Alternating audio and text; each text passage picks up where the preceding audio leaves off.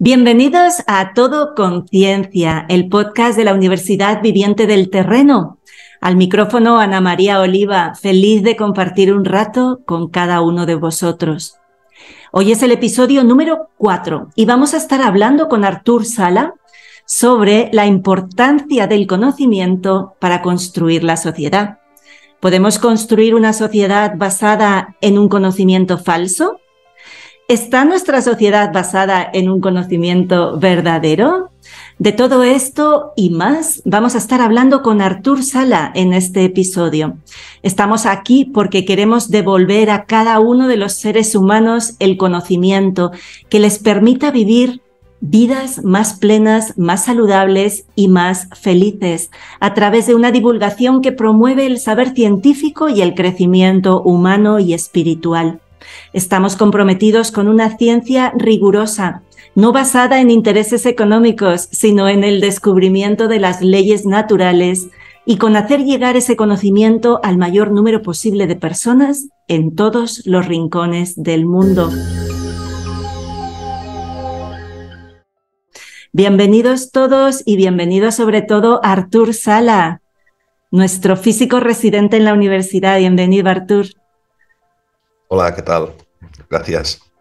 Artur Sala es físico y lleva muchos años dedicado a estudiar la física que no nos enseñan en las universidades, la física de lo que él llama una ciencia rigurosa, como yo estaba diciendo ahora, no basada en intereses económicos, sino en el conocimiento de cómo es la realidad.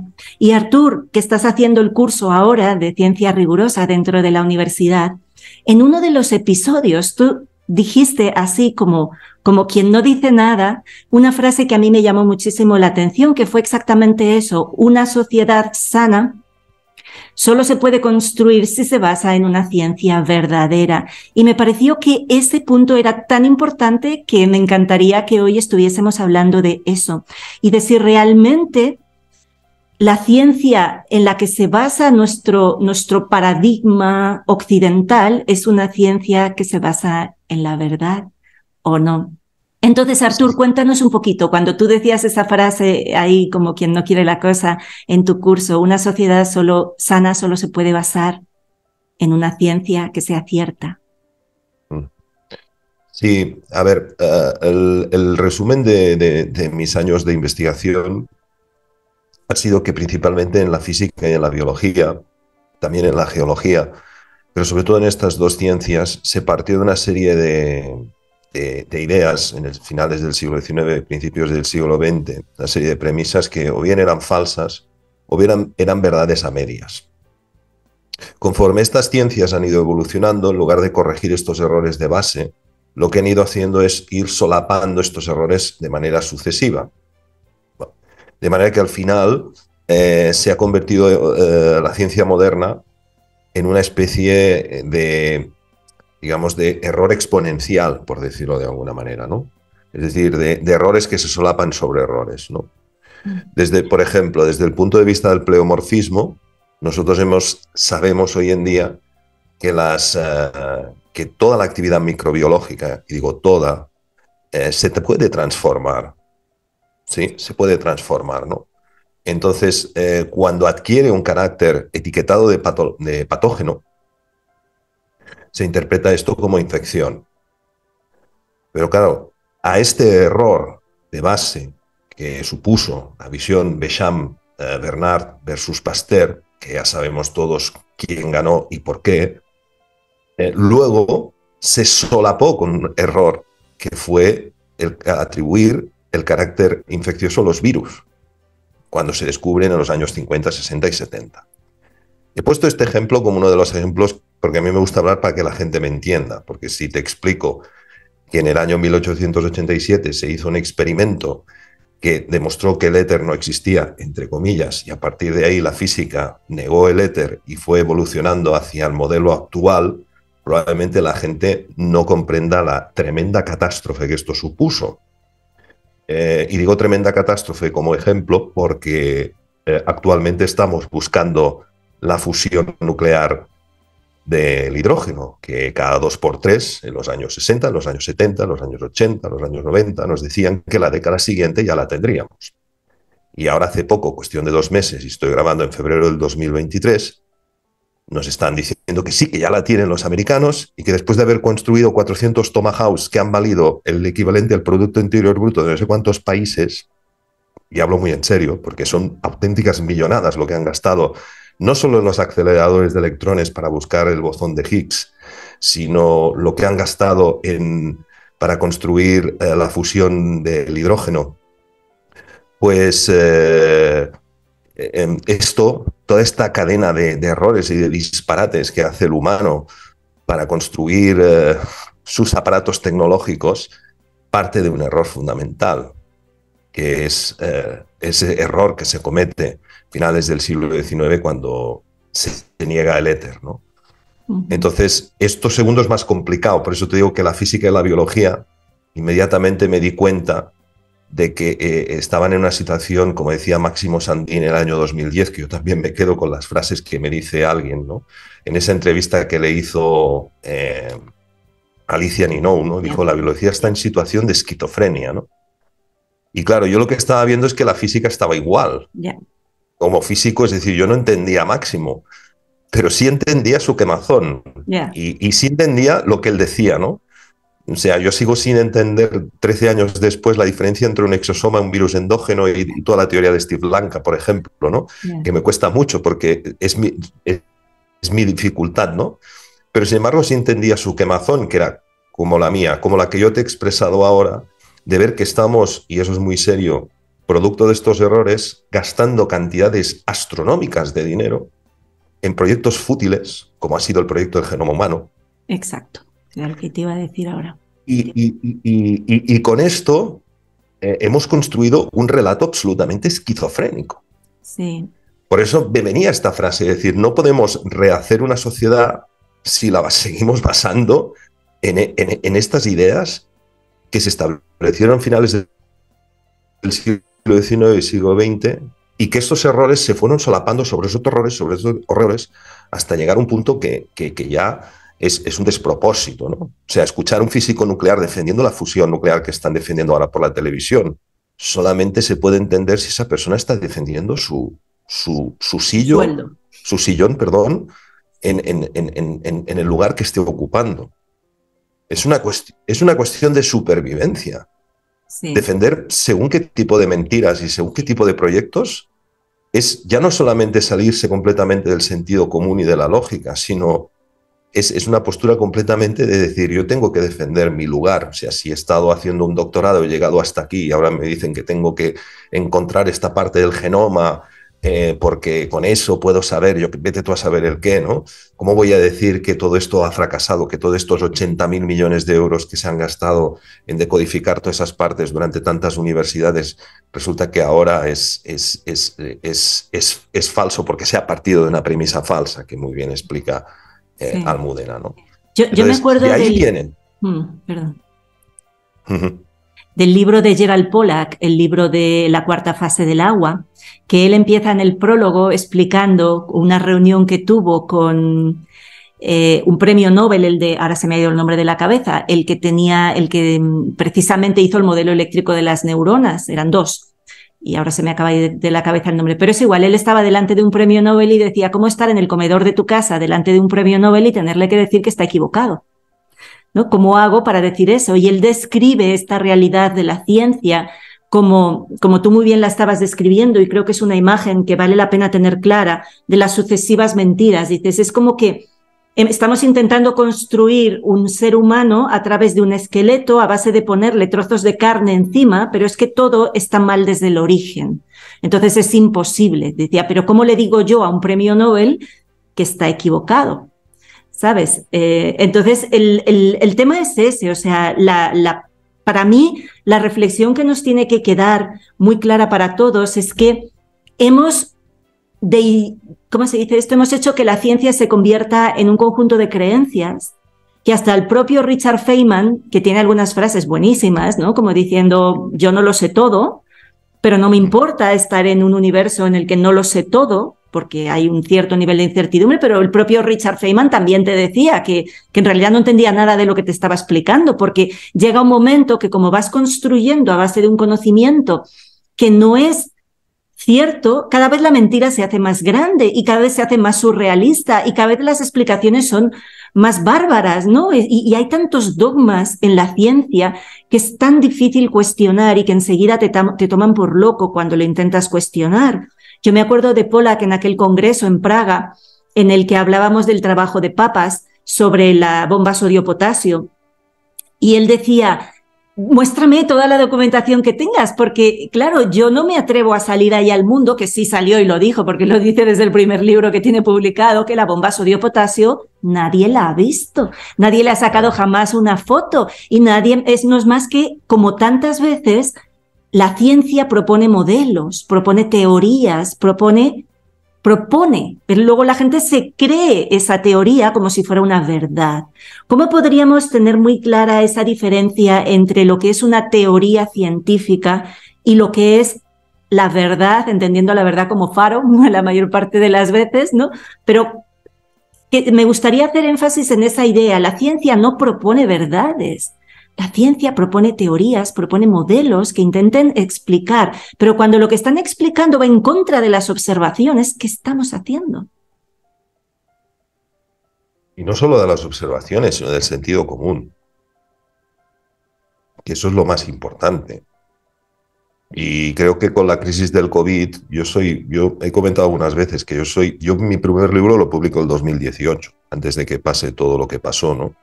Y hubieron dos buenos amigos míos que se lo leyeron y me dijeron: hostia, a veces te pasas un poco, ¿no? Pero después de la crisis del COVID me dijeron: ¿cuánta razón tenías? Y a mí no es que me guste tener la razón, es que yo creo que una de mis principales virtudes es saber ver cuando las cosas no van bien y saber ver cuando se está perpetuando una catástrofe. Cuando yo me leí el libro de Máximo en 2010 y, por ejemplo, vi cómo se hacen las inyecciones utilizando embriones de pollo, se me pusieron los pelos de punta. Pero ya no como científico, sino como persona con un mínimo de sentido común, ¿no? Y sobre todo de empatía. Decir, de ética. Pero vamos a ver, pero es que hay cosas que ya no hace falta saber la teoría que hay detrás. O sea, esto es una barbaridad. Esto es de una persona que está enferma directamente, ¿no? Entonces, cuando yo, durante mi principio de investigación, empecé a tomar conciencia de la magnitud del enorme destrozo que habían hecho la visión materialista de la vida, me sentía un poco solo. Pero cuando ha pasado todo lo que ha pasado, hay mucha gente que se ha dado cuenta y ha dicho: hostia, claro. O sea, nos hemos creído una historia que rompe el sentido común. O sea, rompe la lógica, ¿no? O sea, hay gente que sin tener ningún conocimiento, simplemente usando la lógica y observando los hechos, se han percatado. Y ahí soy yo cuando se me ha confirmado esta cosa que yo venía viendo, ¿no? De los años, ¿no? De que se estaba construyendo un relato sobre lo que es el conocimiento que era autodestructivo y estaba esa semilla ahí dentro. Incluso personas que estaban dentro de mi entorno no eran conscientes. Y después del 2020 empezaron a serlo. Entonces, por eso vino esta frase mía de: no, es que tenemos que tirar para atrás todo. O sea, la biología, como dice muy bien Almudena, hay que reconstruirla, pero es que la física igual. O sea, es que hay que tirar para atrás completamente todo eso. O sea, yo en la charla que yo hice cuando organizamos las jornadas este verano con mi editorial Kawa, yo cogí un slide de Almudena que es una frase de Máximo, cuando dice: el trabajo que tenemos por delante de rehacer el destrozo que ha hecho el darwinismo es encomiable en los próximos años, ¿no? Decía más o menos esto. Ahora no recuerdo exactamente las palabras. Yo lo que hice es decir: bueno, yo voy a cambiar esto por la física de los materialistas y la negación del éter, porque es 3/4 de lo mismo. O sea, hemos gastado todas estas cantidades ingentes y descomunales donde hemos implicado a miles de científicos, a países enteros, para construir aceleradores de electrones, proyectos de centrales nucleares de fusión del hidrógeno y demás, que son absolutos, o sea, es brutal lo que se ha hecho. Quizá esto no se vea tanto como digamos, toda la deriva de la biología materialista, ¿no? Quizá no se ve tanto porque no nos afecta a la salud y no nos afecta a ciertas situaciones que nos han obligado o coaccionado a tener que hacer, que supongo que todo el mundo ya sabrá de lo que es o de lo que hablo, ¿no? Pero sí nos afecta mucho en nuestra vida diaria, porque fíjate cómo también claro, se trata de la electricidad y de las fuentes de generar electricidad, claro, y de los combustibles fósiles y de la escasez y de un montón de cosas, ¿no? La escasez, esa es la palabra. Siempre se ha estado jugando con la idea de la escasez. Siempre. Por ejemplo, los combustibles fósiles. Yo estoy completamente convencido que el interior de la Tierra, como explica Thomas Ball en este libro, que además, mira, casualidad, tengo aquí, la atmósfera profunda. O sea, los hidrocarburos, que son hidrógeno y carbono, tienen un origen mineral. Por eso en las lunas de Saturno hay hidrocarburos en grandes cantidades, ¿no? Pero cuando cierto mandamás americano desarrolló la industria del petróleo, ya sabemos quién es, pues ya creó esta palabra de los combustibles fósiles. Porque ya parieron la idea, por decirlo de una manera, con su fecha de caducidad, que es esta. Es decir, ya se había programado la idea de que esto debía de ser escaso. ¿Cuál era la solución? Decir que era un fósil, que es algo que no tiene ningún sentido, por muchas razones. Primera es porque se ha detectado presencia de helio en los hidrocarburos. El helio solamente se puede generar a presiones y temperaturas muy elevadas que se dan en el interior de la Tierra. Se ha detectado anomalías en la distribución del isótopo del carbono 13 que determinan que deben tener un origen profundo, porque el carbono 13 estará más presente cuando más en el interior de la Tierra por una cuestión graviométrica, ¿no? Etcétera, etcétera. Pero es que hay muchas pruebas de que no es así, ¿no? Es decir, parece que ahí está la clave, la escasez. O sea, la ciencia moderna y académica juega continuamente con la idea de escasez y además lo hace de una manera inteligente y perversa a la vez. Y perversa, sí, y surrealista y antilógica, ¿no? Porque estamos en el planeta agua y sin embargo nos venden la idea de que tenemos escasez de agua. Y después, ¿cómo vamos a tener escasez de agua? Estamos en el planeta agua, ¿no? Lo interesante es que de alguna manera uno puede como, al menos en un pasado cercano, ir identificando dónde hubo esos quiebres, ¿no? Tú estabas mencionando ahora el inicio de la industria petroquímica, que además fue la detonante del informe Flexner, del infame informe Flexner, que cambió los currículums de medicina, que a la vez viene también influenciado por una serie de autores como Pasteur, que no es más que un fractal diferente a las teorías de Darwin, porque Darwin hablaba de animales grandes y Pasteur de animales pequeños, pero es la misma idea de escasez de recursos, de lucha por la vida, de robots biológicos peleando a ver por la supervivencia del más fuerte, etcétera, etcétera, ¿no? O sea, es decir, podemos de alguna manera dibujar en ese pasado cercano quiénes fueron como los puntos básicos, quiénes fueron los científicos a los que se les promocionó para que sus ideas fueran dominantes frente a otros científicos que realmente estaban en una comprensión más fácil. Eso es muy claro entre Darwin y Lamarck, por ejemplo, ¿no? O entre Pasteur y Bernat o Béchamp.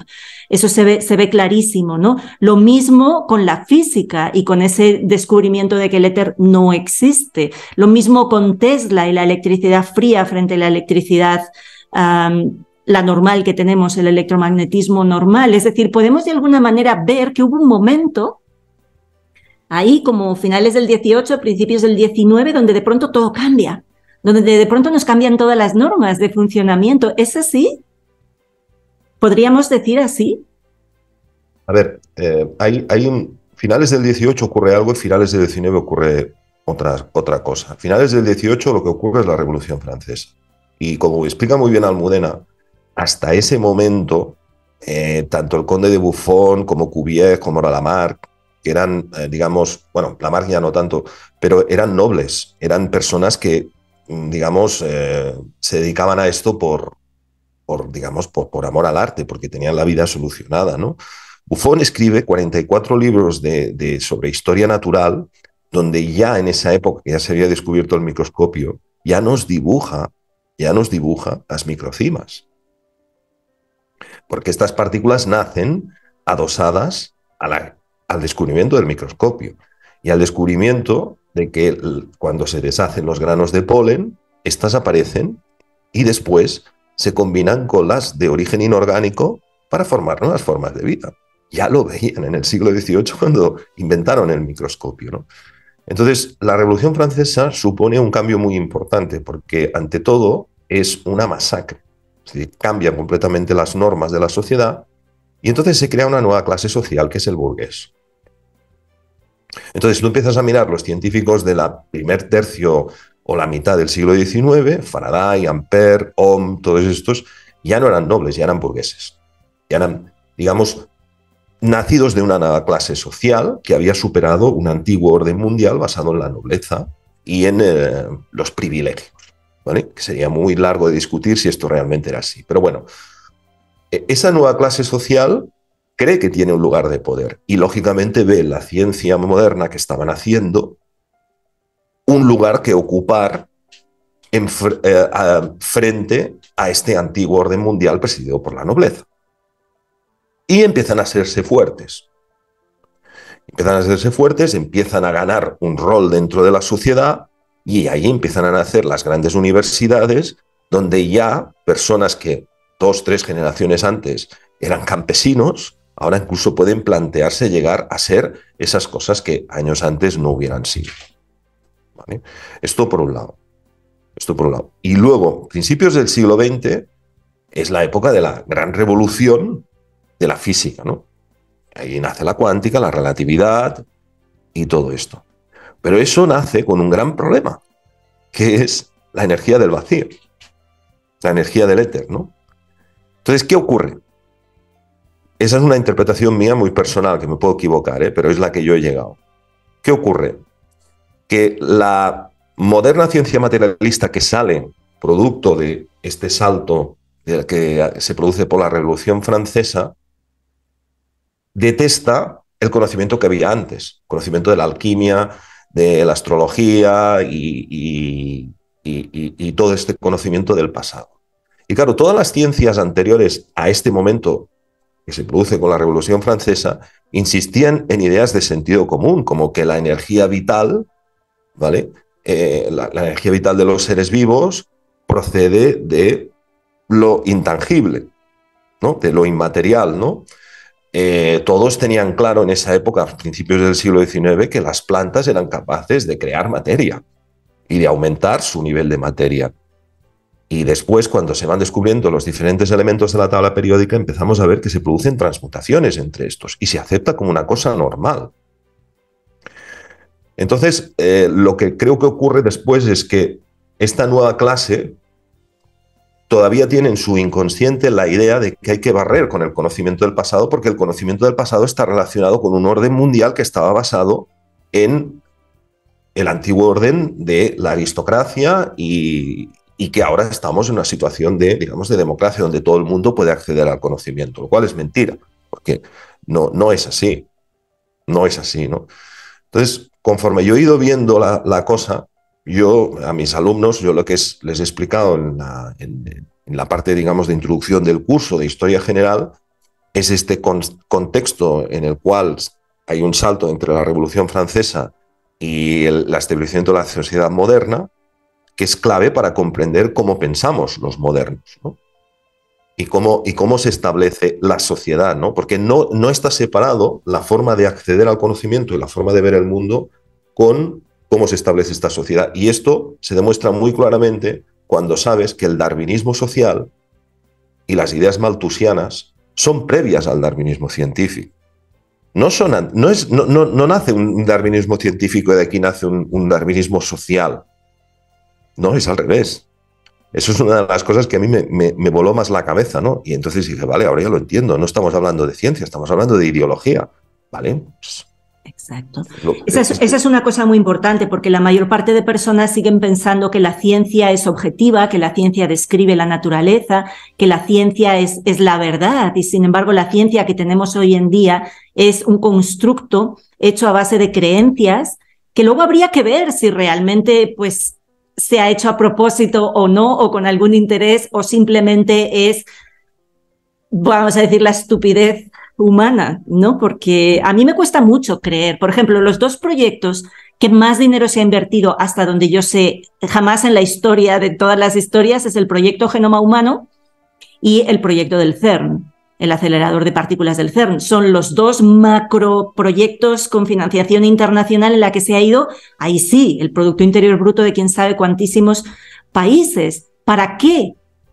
A mí me cuesta creer que sea para nada y que todo sea basado en una mentira y en un error, porque en mi vida nada es fruto del error, ni siquiera estos grandes proyectos, ¿no? Entonces a mí siempre se me queda ahí la duda de decir qué hay detrás de todos estos proyectos, ¿no? Pero de momento, al menos sí nos quedamos con la idea de que los dos proyectos científicos que más recursos han utilizado de toda la sociedad en general, ambos dos están basados en premisas falsas. Eso es muy grave. Sí, sí, es muy grave. Es muy grave, pero es así, ¿no? Entonces, ¿qué nos queda? Pues nos queda ver el otro relato. Y cuando tú ves el otro relato, pues ves sentido común, ves belleza, ves cosas que te cautivan, ves lo contrario. Coges a Víctor Schauberger, que lo conozco yo en el año 2100, y simplemente por explicarme el 2100, ciclo del no, agua 2000, extendido... 2100. Perdón, es que has dicho 2100. 2010, perdón, 2011, cuando lo descubro, ¿no? Entonces descubro algo que me emociona y me enamora, ¿no? Y no son pocos. Empiezo a ver que todos los que son perseguidos, no hay ni uno que me diga cosas que me parezcan feas o de falta de sentido común, sino que veo cosas que, como la antigua filosofía natural en la que se basaban los alquimistas, ¿no? Para separar el azufre, el mercurio y la sal, ¿no? Y es eso, ¿no? Hay un momento en el cual yo creo que cuando tú te pones a investigar la ciencia que yo propongo, te debes de olvidar de por qué hay la que hay y estamos donde estamos, porque te vas a deprimir y te vas a parar en cualquier momento, ¿no? Entonces, ¿qué es mucho más bonito? Pues seguir, por ejemplo, leyendo lo que dice Pollack, ¿no? Sobre el cuarto estado, sobre ese H3O, H2O3, muy parecida al potencial transmembrana, y a partir de ahí puedes entender cuánto una célula está sana, porque ese potencial más membrana es este y no lo otro. Entonces puedes entender por qué realmente somos agua estructurada, etcétera, etcétera. Y todo eso es un discurso que, si te gusta la ciencia, te debería de gustar y sobre todo te debería de seducir. Entonces déjate seducir, permítete seducirte para entender a gente como Reich, como Schauberger, como Lakhovsky, como Prioret, como Bécham, como, no sé, afortunadamente tenemos una lista muy interesante de personas que han marcado un camino que es bello, que es hermoso, que... Entonces, bueno, muchas veces hay que pensar así, ¿no? Hay que pensar así, hay que pensar que, bueno, pues Dios ya sabrá por qué estamos pasando este periodo de ignorancia, que los antiguos hindúes nos hablaban del Kali Yuga, ¿no? Y a partir de ahí hay mucha gente que dice que si estamos en una era de astrológica o otra y que aquí hay una influencia, que yo siempre he escuchado de todo y siempre digo, bueno, pues todo puede ser, ¿no? Todo puede ser, ¿no? Pero es evidente, hay algo en la mente humana que la tiene completamente velada para que sea tan poca gente la que se dé cuenta de cosas tan evidentes, ¿no? Puede ser que tenga que ver con con la desconexión progresiva que hemos tenido de la naturaleza, ¿no? Porque al final tú estás hablando de belleza, estás hablando de armonía, estás hablando de sentido común, estás hablando de dejarte de enamorar por las cosas que vas observando, ¿no? O sea, yo creo que la ciencia tiene mucho de eso también, ¿no? Al menos en mi vida la ciencia tiene mucho que ver, al contrario de lo que nos han explicado, que más bien es un arte o es una rama del conocimiento aséptica, pero para mí tiene mucho que ver con la observación de la armonía, de la belleza y con el apasionarte por aquello que tú estás estudiando. ¿Por qué? Porque cuando descubres que hay algo que es verdad, hay algo dentro de ti que resuena con esa verdad y entonces te mueve por dentro, ¿no? ¿Crees que tiene que ver esa desconexión absoluta que tenemos con la verdad, con la belleza, el hecho de que pues de alguna manera nuestra sociedad haya evolucionado hacia un menor contacto con la naturaleza, hacia el hecho de que en realidad pues muchos de nosotros hemos crecido en ciudades en las que como mucho hemos visto 4 árboles, falsos plátanos en la diagonal y ese es todo el contacto que hemos tenido con la naturaleza? ¿Crees que eso tiene que ver? Sí, sin duda, pero casi te diría, y aquí me pondré un poco filosófico, que lo veo más como una consecuencia, no como una causa original, o al menos la causa más importante, ¿no? Yo siempre digo que, bueno, como he comentado, ¿no? En el siglo XVIII pasa algo que cambia completamente las normas del juego y establece un nuevo orden mundial, ¿vale? Esa palabra que ahora está tan de moda en términos tal, pero es que está escrito así, está escrito en el billete del dólar, etcétera, etcétera, ¿no? Sí, y nadie puede dudar que el nacimiento de la burguesía y toda la revolución industrial creó un orden mundial diferente, vamos. Eso es de lo que hablo, no de la conspiranoia y estas otras cosas, hablo de esto. Pero antes habían toda una serie de ciencias y conocimientos que cuando tú los estudias en profundidad, te das cuenta de que todos deben de partir de una tradición primordial.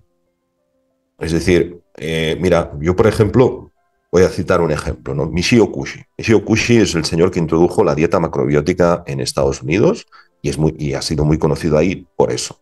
Pero una de las cosas que hizo Michio Kushi es decir, vamos a ver, hay un científico que se llama Louis Kerbrand que ha descubierto, aislado, que en el cuerpo hay transmutaciones nucleares. Por ejemplo, el sodio de la sal se suma con el oxígeno y da lugar a potasio, ¿vale? Pues esto que está observando este señor y que está describiendo muy bien, nosotros lo sabemos desde hace mucho tiempo en nuestra tradición taoísta, porque hemos identificado que hay cosas que son yin y yang y que se pueden producir transmutaciones entre elementos yin y yang. Sabemos que el sodio es yin y el potasio es yang, y por lo tanto lo que está diciendo este señor tiene sentido. Entonces él te pone experimentos de alquimia taoísta que demuestran que efectivamente lo que Kerbrand está describiendo de una manera más bien prosaica, más bien decir, tengo unas bacterias, unas levaduras ahí aisladas que parece que están haciendo esto. Cuando yo mido el pico del sodio veo que bajo y veo que sube el pico del potasio, y cuando subo la temperatura por encima de una temperatura o la bajo, esto cambia, empieza a aparecer el sodio, empieza a aparecer el potasio, y Michio Kushi te explica, bueno, esto es así porque por nuestra tradición taoísta milenaria, eso lo sabemos desde hace... Vete tú a saber, ¿no? O sea, hemos sido iniciados en esta filosofía yin y yang de la vida, en la cual hay una dualidad cósmica.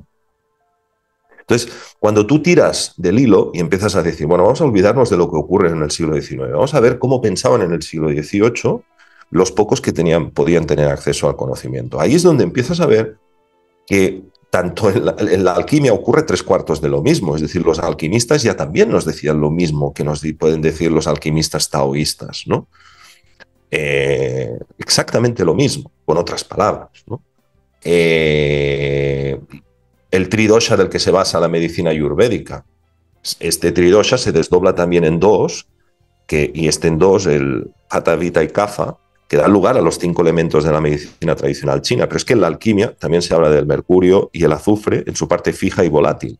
Y esto también coincide con la descripción que ellos nos dan. Con esto lo que quiero decir es que si vienes a tirar del hilo, es muy lógico pensar que había un conocimiento en el origen, que el origen del hombre estaba en el pleno conocimiento de la filosofía natural de la vida, porque todo esto parte de la observación de la naturaleza, observar que si las plantas crecen es porque hay un principio que las hace crecer, y si en un momento dado mueren es porque pues, les toca. Entonces esto sería el albedo y el nigredo, es decir, la muerte y la putrefacción. Todo esto a lo largo de la historia en China, en la India, en Japón, en Europa y en todos los lugares donde se ha desarrollado alguna cultura, lo han visto y lo han observado, lo han escrito y han escrito estos principios de la filosofía natural.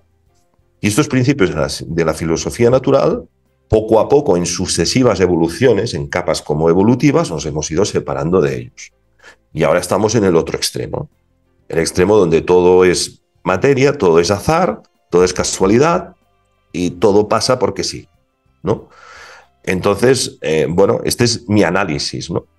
Y considero que ahora lo que estamos haciendo es, bueno, pues empezar a volver a este origen, a esta filosofía natural del principio. Por eso, bajo mi punto de vista, el habernos desconectado de la naturaleza es una consecuencia de esto. Es una forma de decir, bueno, si crees que esto ha pasado, pues lógicamente tienes que vivir en un mundo cada vez más artificial y menos natural. Por lo tanto, es una consecuencia de esto. ¿Qué otras consecuencias tiene para la sociedad este basarse en una concepción errada de las cosas? O sea, ¿cómo crees tú que el hecho de, por ejemplo, pues la mirada que tiene la biología ahora, en la que pues considera que la naturaleza es tu enemigo, nos lo están repitiendo todo el rato, que los recursos son escasos, la mirada que tiene la física sobre pues la electricidad o sobre, es decir, toda esa parte del conocimiento que antes estaba y que desapareció porque se borró? ¿Qué impacto todo eso tiene sobre nuestra sociedad, sobre la manera de vivir que tenemos? Pues muy claro, el sometimiento a unos pocos. O sea, la ciencia es la justificación del sometimiento y de la injusticia.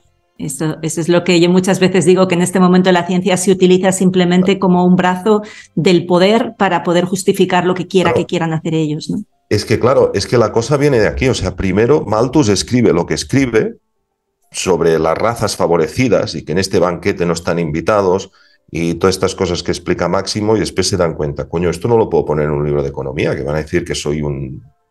Pues, ¿qué voy a hacer? Voy a construir este relato de ciencia. Y se cogen a Darwin y dicen, venga, suéltalo tú. No, es que es ciencia. Y ese es la gran vara en la que todos se quedan así como, ah, claro, es ciencia. Y no se dan cuenta de la perversión que hay detrás, o que puede haber detrás de lo que te están diciendo. Porque la ciencia se ha convertido en una nueva religión, que nadie puede cuestionar nada, claro, que además eres quemado en la hoguera como se te ocurra decir algo y literalmente, y tú lo sabes muy bien, hasta matado si dices cosas que van en contra de lo que la academia te está diciendo, ¿no? Entonces han sabido ser muy inteligentes para inventarse algo para lo cual, cuando eso se dice científicamente demostrado, ya no hace falta pensar. Ya no hace falta pensar, ¿no? Entonces, son muy inteligentes. O sea, los que han diseñado los currículums de medicina para hacernos creer y tragar la rueda de molino que somos máquinas bioquímicas, son muy inteligentes. Bueno, de a poquito han ido cambiando. O muy astutos, o muy, no sé, pero lo cierto es que la mayoría se lo ha tragado. Sí. En contra absoluta de las observaciones, ¿no? Porque tú tienes, yo lo repito últimamente mucho, el ejemplo de una persona que tú puedas tener en cuidados intensivos conectada a una máquina para respirar, a otra para ponerle el suero, una sonda, y la persona está ahí viva, pero en un momento determinado sigue conectada al respirador, sigue conectada al suero y sigue conectada a todo, pero se muere. ¿Y qué ha cambiado? Y eso es lo que la medicina no estudia. ¿Qué ha cambiado para que en un momento lo consideres vivo y en otro momento lo consideres muerto? Es cuando tú realmente las funciones vitales las sigues manteniendo, pero hay algo que ya no está ahí, ¿no? Y eso es lo que la medicina en este momento no está queriendo ver. Sí, sí. Y entonces, bueno, pero hay que apasionarse, porque a mí lo que verdaderamente me cambió ni siquiera fue el campo escalar o o Reich o todo lo que fue investigando fue empezar a entrar dentro de la filosofía natural, ¿no? Cuando estudié, empecé a estudiar, a leer Paracelso sobre todo y algunos autores clásicos, pero también los espaginistas de principios del siglo XX, ¿no? Como Manfred Junius, que tiene un libro muy bueno de alquimia de las plantas medicinales que recomiendo a todo el mundo, además está en descarga libre, ¿no? Empecé a entender que hay unos principios naturales, lógicos, de funcionamiento de la vida. Se entendí una biología por encima de una biología que ni siquiera es biología, es filosofía natural, ¿no? Y eso es lo que yo ahora cada vez estoy recomendando más a la gente. Oye, apasionaros, ¿no? Cuando descubráis algo como esto, apasionaros por eso y tirad de ese hilo, porque es a mí lo que me mantiene vivo. Darme por la mañana sabiendo de, bueno, ahora vivimos como vivimos, pero la vida no es así, por más que me puedan contar. O sea, no me van a convencer de que la vida se ha creado por azar y tal, cuando no tiene ningún sentido, pero es que ya no desde la perspectiva de lo máximo que pueda haber llegado el físico cuántico o lo que sea, de que la conciencia, sí, vale, está muy bien, toda la teoría del biocentrismo y todo esto, está súper bien, sí, me parece súper bien.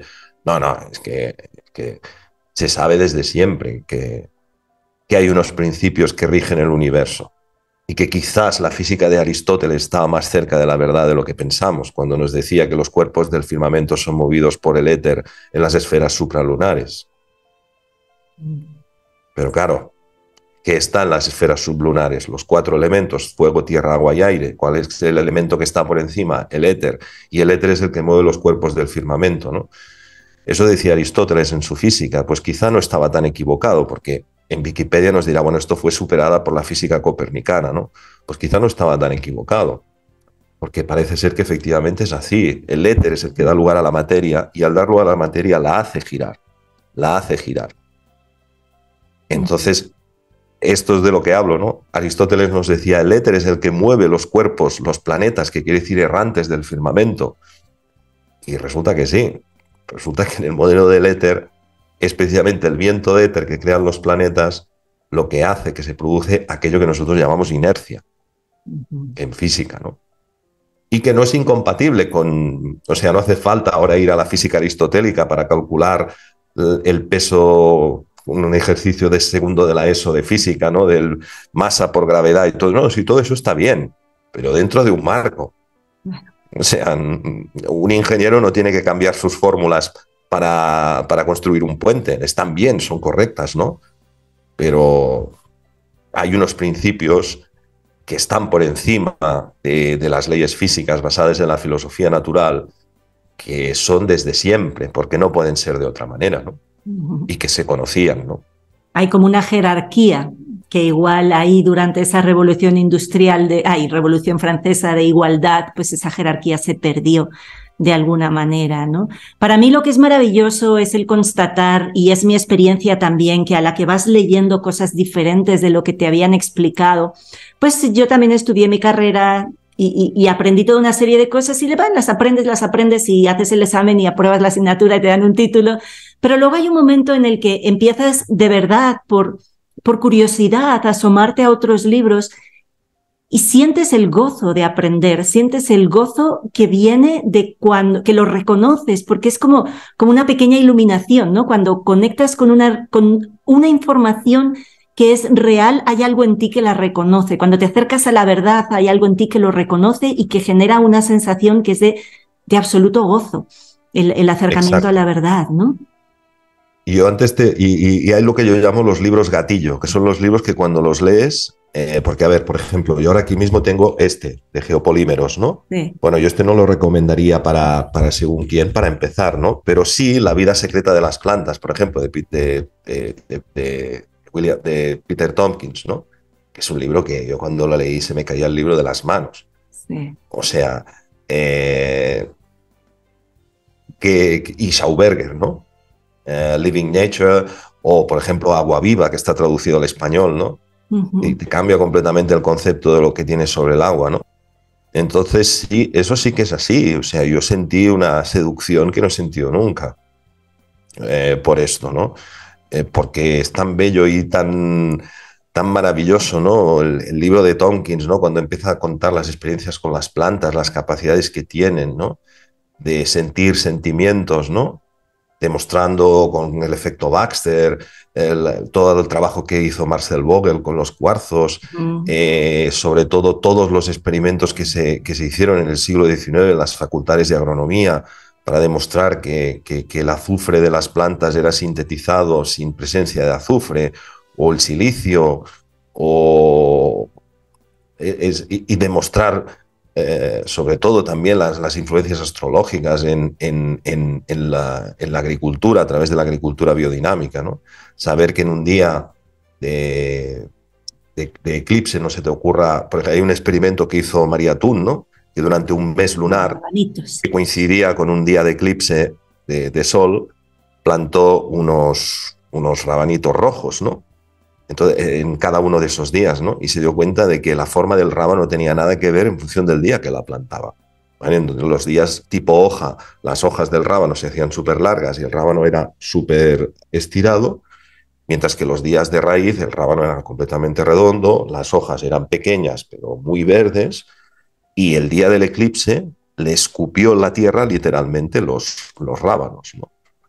Entonces, por ejemplo, leer María Thun es una autora maravillosa, es un libro súper pequeño. O sea, la gente se cree que toda esta ciencia alternativa es compleja y tal. Que va, que va. O sea, no, hay una serie de libros gatillo que yo llamo que cuando los lees, si no te apasionas con eso, pues bueno, no es tu tema, pero si te apasionas, no, porque te cambia completamente todo lo que has aprendido, pero te lo cambia seduciéndote. De una manera que... Claro, pero podría sonar como que te engatusan, ¿no? Pero no, es porque el acercamiento a la verdad te da esa atracción, es como un imán, ¿no? La verdad está ahí como faro y como imán que te quiere como atraer hacia ella para que cada vez vayas descubriendo. A mí me parece maravillosa la posibilidad que estamos teniendo ahora de poder recopilar, como en esa biblioteca de Alejandría, todo el conocimiento que hay y poderlo compartir con los demás. Pues por eso estamos aquí, porque lo que nos mueve es ese amor hacia la verdad y es el amor al conocimiento y las ganas de poder construir una sociedad mejor, una sociedad en la que nosotros estemos a gusto viviendo también, una sociedad de seres humanos soberanos y que vayamos expresando pues esa libertad también que es de la esencia de nuestro espíritu. Así que vamos a seguir compartiendo todo este tipo de cosas con la intención, es decir, con la energía dirigida hacia la idea de que este conocimiento nos resulte útil, que este conocimiento nos anime a buscar más allá de lo que nos han contado y sobre todo nos ayude a tomar mejores decisiones en nuestra propia vida. ¿Es así, Arturo? Exacto, exacto. Eso es muy importante, entender que estamos muy lejos de comprender cosas muy básicas, a pesar de que nos digan lo contrario. Por ejemplo, el caso de la bomba potasio que citábamos antes, ¿no? Nadie la ha visto, pero Panos Papas nos ha sugerido la posibilidad de que sea una transmutación nuclear. Y cuando tú lees lo que te dice, tiene un sentido total y absoluto, ¿no? Pero es que hemos aislado muchas más transmutaciones en los seres vivos, pero muchísimas más, ¿no? Y esa ciencia que hay detrás de las transmutaciones nos responde a muchísimas preguntas que simplemente no hay respuesta para eso. Entonces, eso es lo que verdaderamente es fascinante, ¿no? Y nos ofrece muchas más posibilidades para vivir mejor, para tener una tierra más sana también, para dejar de abusar tanto de las cosas, ¿no? Para mí, yo me acuerdo cuando te empecé a escuchar a ti, cuando tenías tu blog de la ciencia perdida y estabas ahí recopilando todo el material, que ya sabes que yo me lo imprimí, lo encuaderné antes de que sacaras el de Magna Ciencia, ¿no? Y eso de las transmutaciones era una de las cosas que va tan en contra de todos los dogmas que hemos creído de la ciencia, ¿no? La bomba sodio-potasio no se te ocurra decirle a un biólogo o a un médico que no existe, porque aunque nadie la haya visto y sea una entelequia mental, es un dogma de la biología tremendo, ¿no? Y yo me acuerdo cuando tú empezabas a contar eso, ¿no? Y cómo el silicio se convierte en calcio, no me acuerdo cómo van las transmutaciones, pero que ibas ligando todos los elementos y hablabas de los experimentos de Kerbrand de las gallinas y de cómo al final, pues, claro, ese conocimiento nos va a permitir realmente ayudarle a nuestro cuerpo a funcionar mejor, en lugar de estar molestándole, poniéndole cosas que no sabe qué hacer con ellas, ¿no? Cuando te hablan de la osteoporosis, por ejemplo, te dicen que es carencia de calcio, pero si calcio hay de sobras en el cuerpo, el tema es que esté donde tiene que estar. Entonces, el tema es ese, ¿no? Es decir, todo esto, el objetivo es que esta información nos ayude a llevar vidas más libres, más naturales, más alineadas con la vida, pues eso es lo que queremos, ¿no? Vidas con menos enfermedades, con menos dificultades, con menos abuso de la naturaleza, con un mayor alineamiento con la vida que nosotros soñamos. Al menos eso es lo que a mí me mueve para compartir este conocimiento. Pues sí, eso es lo que nos mueve. Tú sabes que nosotros hemos dicho, y además lo decimos de corazón, que Almudena, tú, yo y los que se quieran sumar al proyecto y tal, creemos en lo que hacemos y nos apasiona lo que hacemos, ¿no? Y eso es así, eso es así. O sea, hay una creencia firme que lo que estamos diciendo nos parece que es lo correcto y que no nos responde a todo, sin duda, pero nos da un salto evolutivo. A mí no me gusta la palabra evolución porque nunca he sabido exactamente lo que es, pero bueno, yo creo que si las especies cambian, cambian, y si eso lo podemos llamar evolución es otra cosa, ¿no? Pero sí un salto de comprensión muy grande, enorme, enorme. O sea, se construiría una sociedad completamente diferente. Sí. Y sería muy difícil entender diferencias, las diferencias que hay hoy en día a nivel de acceso de recursos en una sociedad presidida por un conocimiento así. No tendrían sentido. Se diluirían por sí solas, ¿no? Porque todas las diferencias que hay son producto de una sociedad que juega continuamente con la idea de que hay escasez. Que hay escasez y que hay razas favorecidas, y que hay otras que no merecen estar. Y que los seres humanos, fíjate, yo es que, claro, para mí ser humano es tan grandioso que no puedo entender que haya seres humanos de primera y seres humanos de segunda. Es algo que no me cabe en la cabeza de ninguna manera. Pero sí, efectivamente, basada en otros principios que no sean ni el de escasez, ni el de competitividad, ni esa guerra de supervivencia del más fuerte, estamos con la posibilidad de cambiar, al menos de crear una semilla de una sociedad diferente. Y eso es lo que estamos haciendo desde la Universidad del Terreno. Así que deseo que esta reflexión te haya aportado luz y que haya sido útil para ti. Si te gustan nuestros contenidos, te puedes suscribir a nuestro canal y así no perderte a ninguno de nuestros participantes, porque entre todos estamos cambiando el paradigma y estamos creando una nueva manera de entender la vida, desde lo material a lo inmaterial, de lo biológico a lo espiritual, en un continuo crecimiento vivo y orgánico, en nuestra Universidad Viviente del Terreno, cultivando conciencia. Muchísimas gracias, Artur, por estar aquí, por compartir en tus cursos y por estar hoy aquí con nosotros en este podcast. Pues gracias a vosotros y nos vemos en otra ocasión con muchas ganas. Claro que sí, que tengáis un día maravilloso y os esperamos en el siguiente episodio. Chao.